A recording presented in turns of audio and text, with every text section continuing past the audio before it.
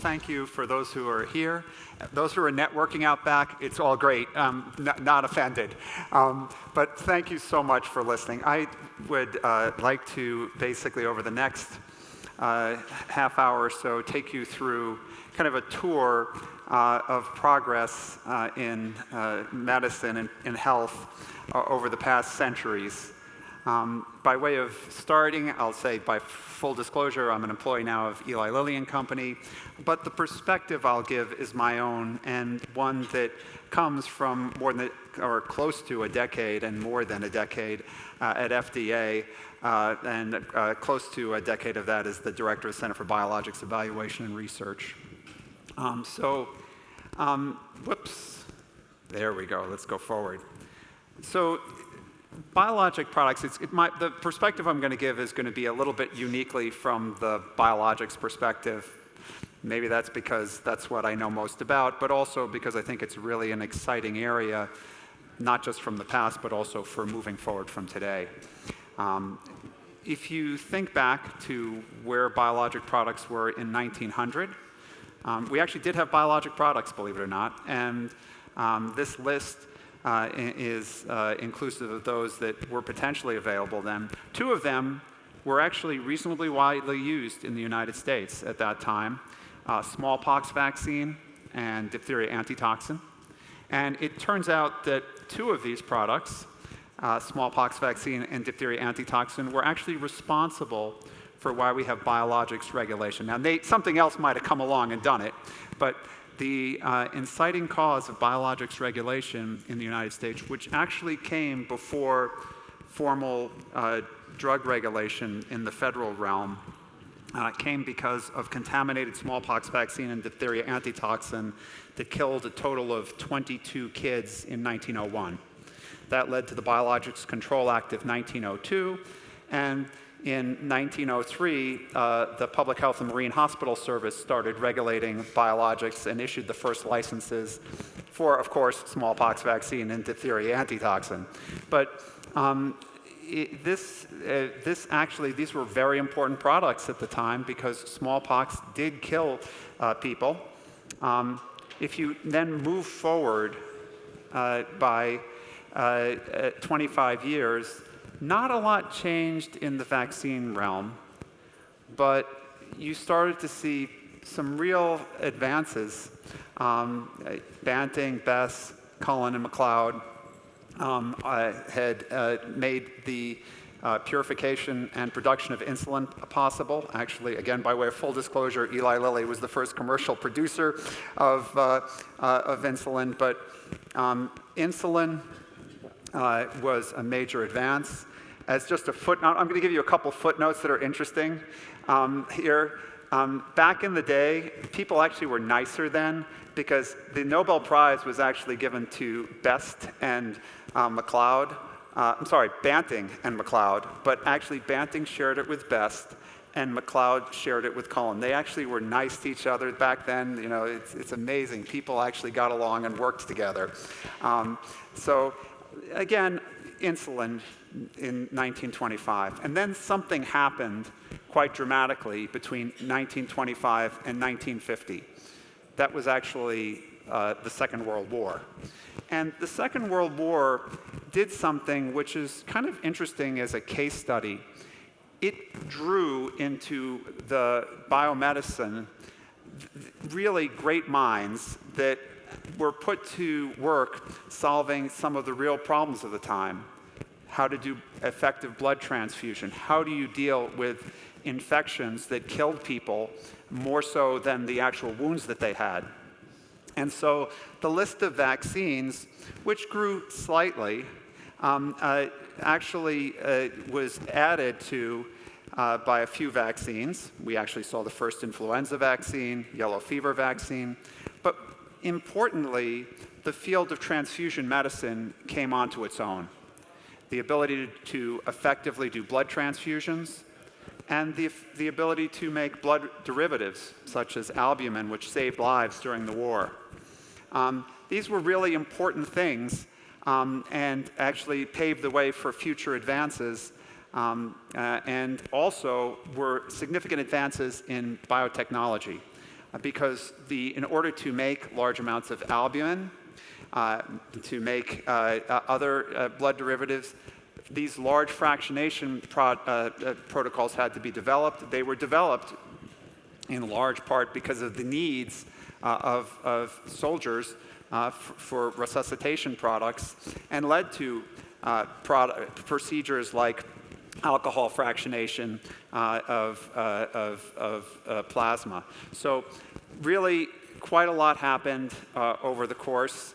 And again, modest improvement in vaccines, but this transfusion medicine really becoming on its own. Go forward another 25 years. Now we're talking about biologic products in 1975. And here I want to just spend a little bit more time on this slide. So a lot of the vaccines you see here, which were present beforehand, were refined. They became commonly administered vaccines. We started to see childhood diseases either come under control or almost disappear. You had the widespread use of smallpox vaccine, which basically by 1975, we didn't see smallpox in the United States anymore. We had the use of the polio vaccines, initially the Salk vaccine and then the Sabin vaccine, which again made polio something that started to fade into the past. And we had the measles, mumps, and rubella vaccines, which led to control of measles, which, by the way, just as another footnote, measles kills children. For anyone who doubts that measles kills children, all you have to look is to Asia and Africa, where this year alone, about 100,000 children under the age of 5 who are unable to get the measles vaccines will die. It causes pneumonitis and encephalitis. So these were major advances that occurred. And the convenience of having measles, mumps, rubella vaccine, which started a little bit after this time, really made a difference in making childhood vaccinations schedules easier. Also, by 1975, we had really the fruition of fractionation of plasma products. We had the immune globulins, which really transformed the life of those with immune deficiencies, as well as became treatments for any number of autoimmune diseases. And in fact, until our more recent era of biologics, they were a mainstay of treatment for over 100 different diseases. We had the anti-hemophilic concentrates, factor 8, factor 9 concentrates, which let people with hemophilia who received these live much more normal lives. And that is, again, a place for a little footnote, because here in 1975, where you could actually look on TV, and there were ads for the National Hemophilia Foundation at that time, which were praising the fact that we had these anti-hemophilic concentrates that could actually help children lead normal lives. Unfortunately, the footnote there is that in the late 70s, these concentrates, which again, this goes back to the importance of manufacturing, these were made with pools generally of 1,000 to 2,000 units of plasma, unfortunately contaminated by what came to be known as human immunodeficiency virus, led to the deaths of many hemophiliacs. And in fact, if you look at the population of hemophiliacs that were alive in 1980, about 90 to 95% died of complications of HIV.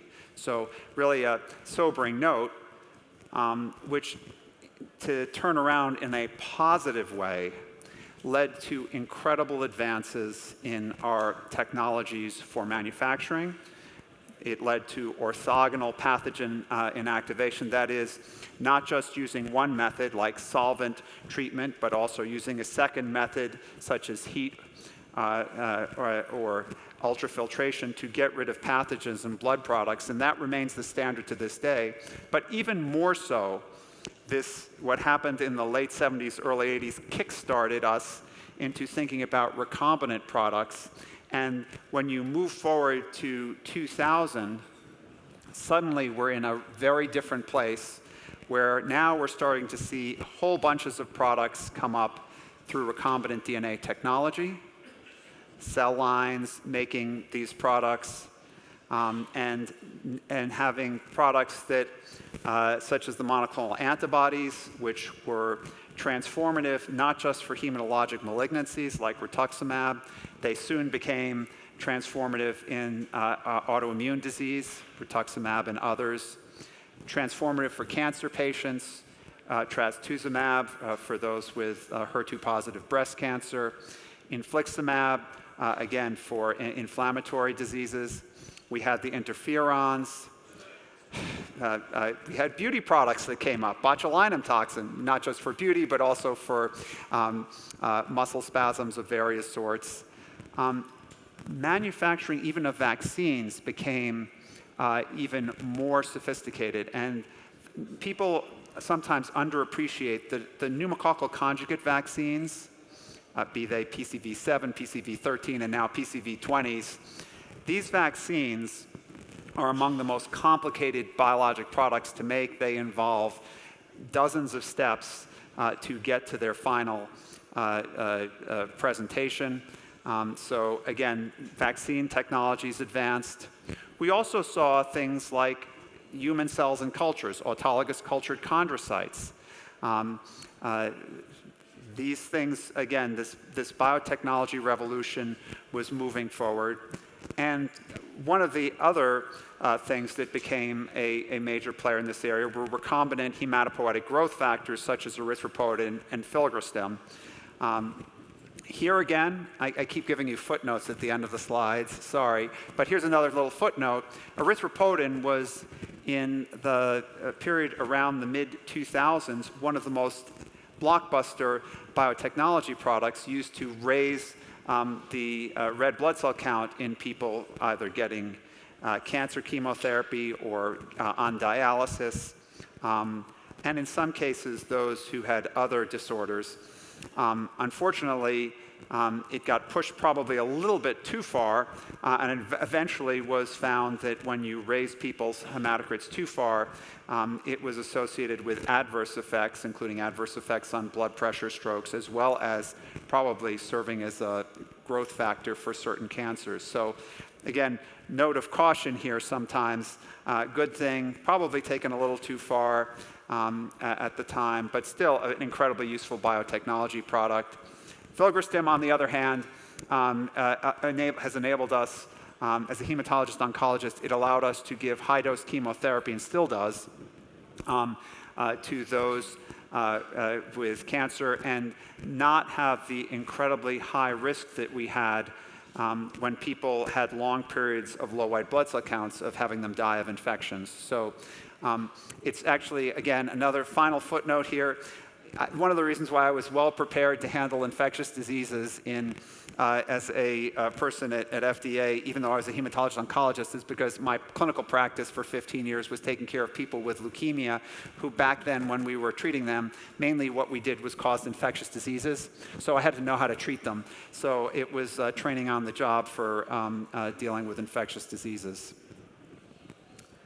As we move into 2025, we had additional biologic products. And here's where we are now. And this is just, someone's going to probably get mad at me. I've left off their favorite product. I'm sorry in advance. But just to give you some additional biologic product classes that have come up, the RNA technologies have been amazing, right? We have antisense oligonucleotides, small interfering RNAs, the mRNA vaccines. We have fully humanized monoclonals, antibody-drug conjugates, which are now turning out to be very important, not just in the treatment of cancer, but also potentially in autoimmunity. we had the advent of biosimilars, something to try to bring the cost of these products down. Oncolytic virus products, products that could actually be injected into cancers and lead to regression of very resistant cancers, such as melanoma, in individuals who had been previously treated or who had locally advanced disease. Then we had cellular therapies that have started to come on, the even further advanced things like pancreatic islets, mesenchymal stromal cells being used as an immune modulator in children with acute graft versus host disease after transplants. And then we had my favorite area here. Again, I'm biased a little bit. I love gene therapies. So we had in 2017 the first approvals of chimeric antigen receptor T cells, which really were transformative for acute lymphoid leukemia. If you had a child before that time who had multiply relapsed acute lymphoid leukemia, transplant was often not very successful. And first of all, you had to try to get the child into remission before you could get them to transplant. And that was made possible by the development of chimeric antigen receptor T cells, which again, although the clinical piece of this was really interesting, one of the nice things about having worked at FDA is we got to see the back end of this, the manufacturing tour de force that it took to get that over the finish line, being able to reproducibly make, characterize, have cells of a certain composition potency was really important. So we had the chimeric antigen receptor T cells. We had other modified stem cells, those for sickle cell disease, thalassemia. And we had other locally administered and systemically administered gene therapies, both of which led to unique developmental challenges. For instance, the first locally administered gene therapy for a retinal disease, it turned out it was interesting. It didn't actually change the vision on the Snellen-Ari chart very much. On the other hand, it made all the difference in the world in patients' lives because the defect led people not to be able to see in normal light levels or dim light levels the same way that a normal individual could. And so that gene therapy made the difference between a kid being able to ride his bike home at dusk or have to have his mother come pick him up. And it really was quite remarkable. And then the systemically administered gene therapies have really brought the prospect of handling diseases that would otherwise kill patients. The most notable of these, the first of these, was onasemnogene, also known by the brand name Zolgensma. It is a gene therapy for spinal muscular atrophy type 1. This is a disease which kills kids usually by the age of 3 years, in fact, pretty much uniformly by the age of 3 years.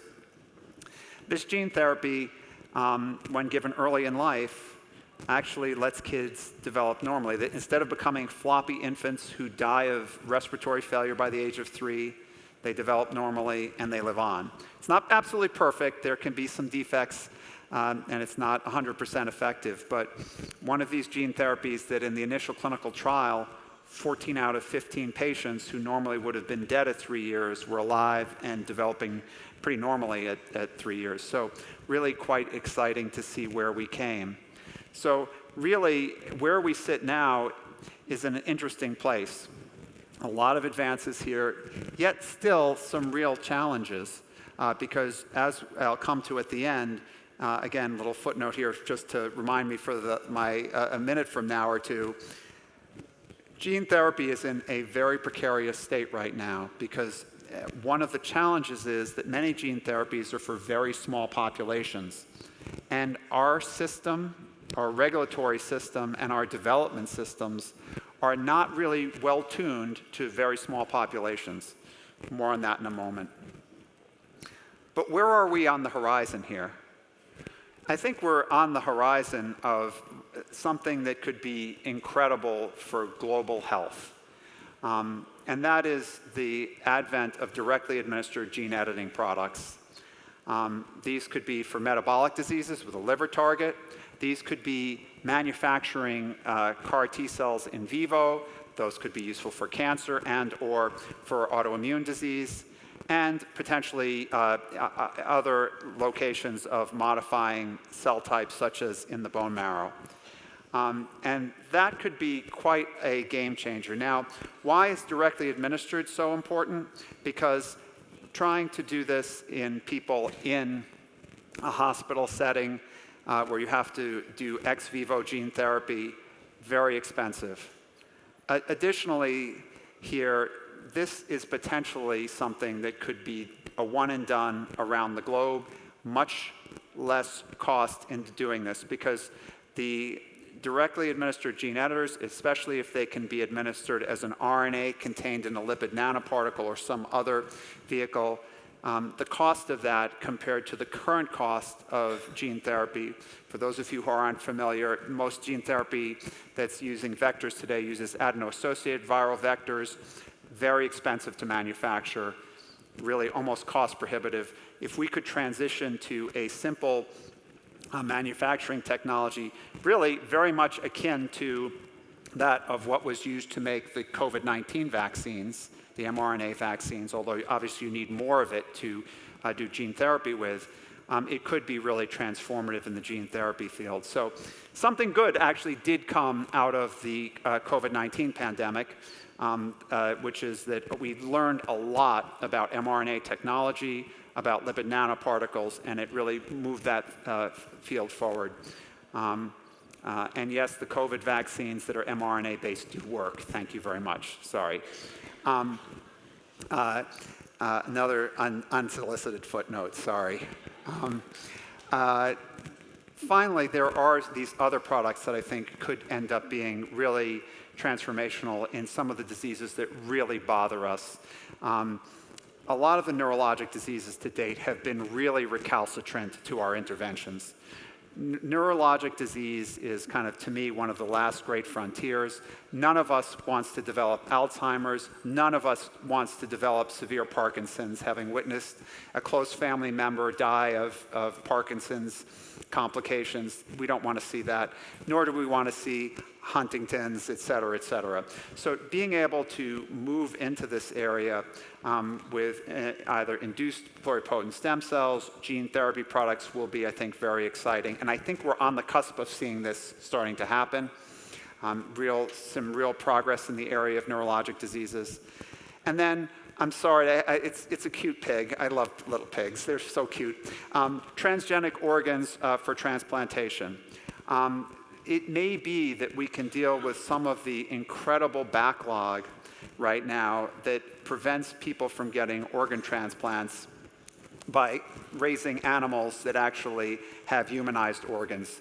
That may transform things. This work is starting now. You may have read about the transgenic kidneys or humanized kidneys from pigs being explored, but other organs as well. So we'll see where this takes us.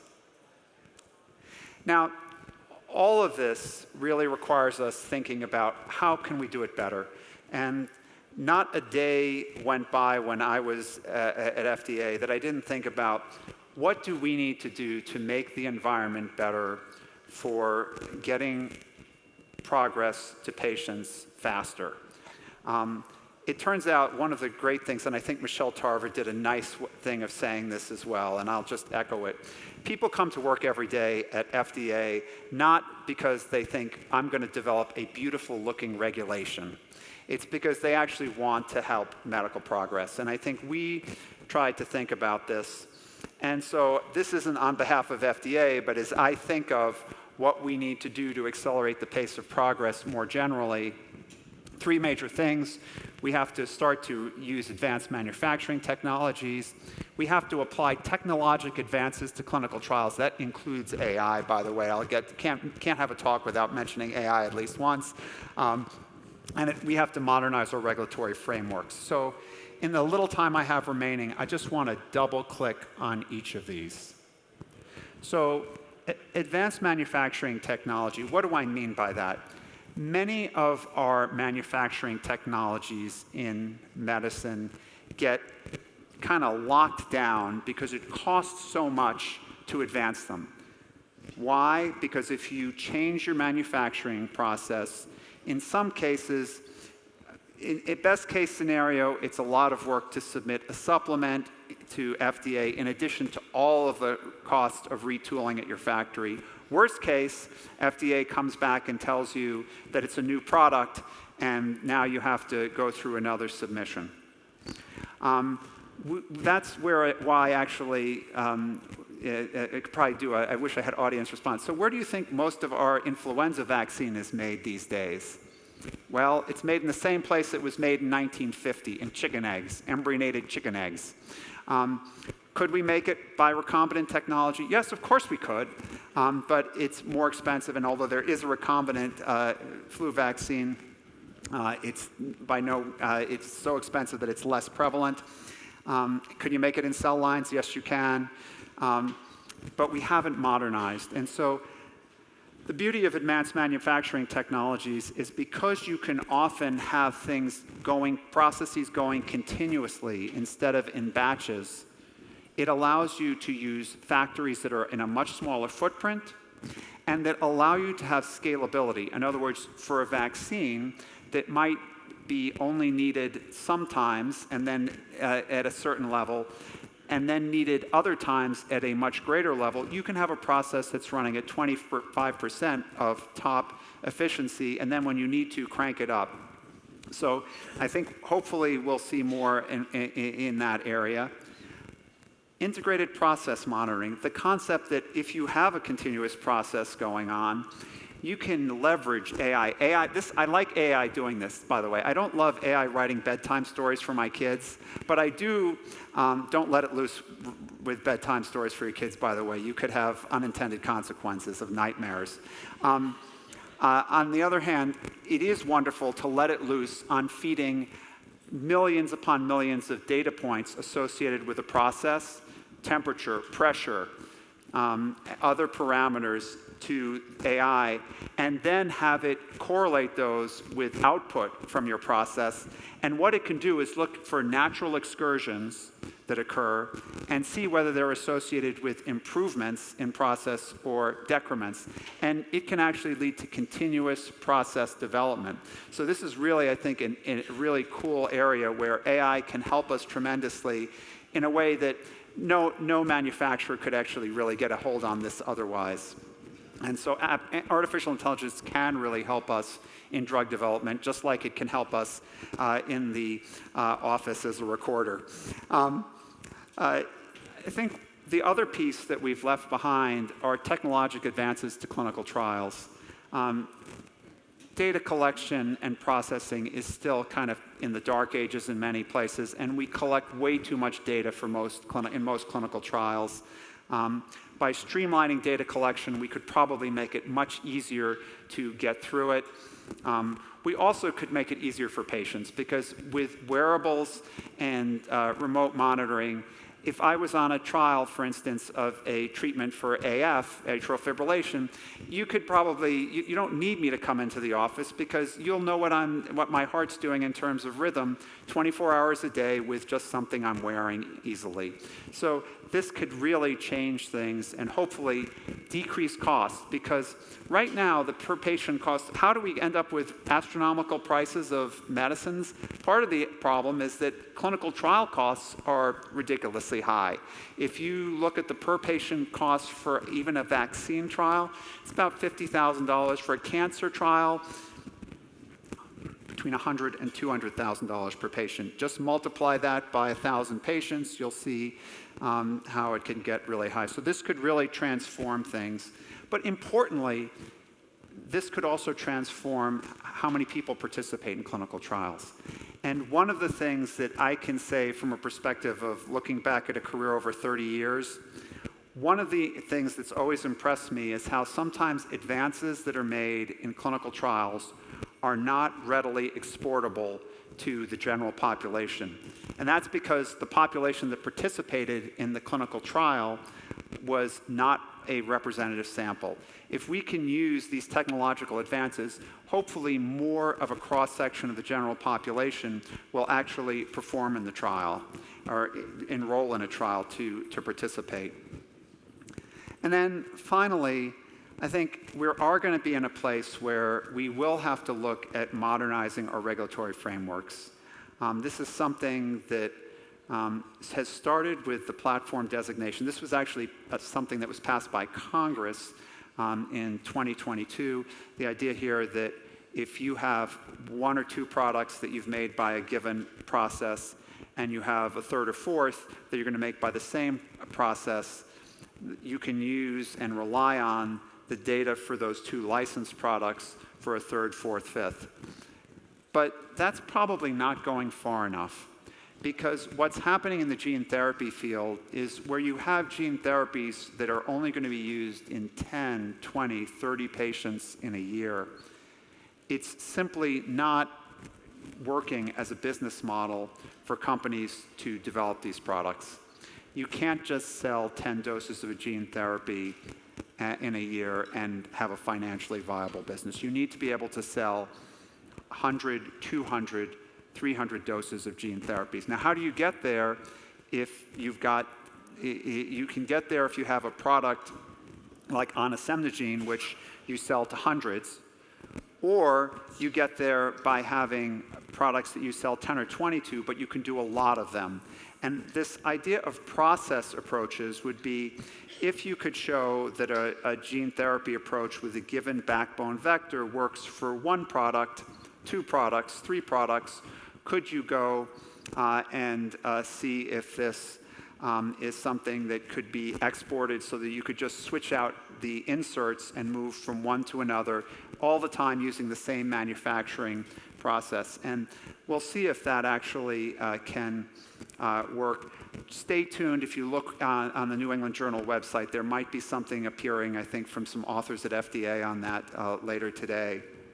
And then something that was already mentioned by Michelle Tarver as really important is, I think we need to think long and hard about getting towards global regulatory harmonization. It's not good for people in this country or people in other countries to have regulatory barriers the way we have them. It creates a situation whereby people in the United States don't get useful products that are developed in other countries, and patients in other countries don't get useful products developed in the United States, and it's much harder for us to have our products developed in this market going to those markets. If we could get to a place where we could agree on regulatory harmonization so that the framework was the same. I'm not saying that we're taking away the sovereignty of individual countries to approve products, but if we could at least have a similar application process, a similar set of standards, it would make these decisions much easier. So with that, I just want to say that we have witnessed an incredible real progress in medicine that's transformed lives. I mean, it's amazing how many more people are alive because of the development of various biologics, and I haven't even touched upon drugs, small molecule drugs, and devices. But it really is amazing, the progress, and I think the real thing that excites me is how much more progress we can make in the future as we move forward. So thank you so much for listening today. Thank you for putting up with my little footnotes, and really appreciate it. Enjoy the rest of the day. Thank you.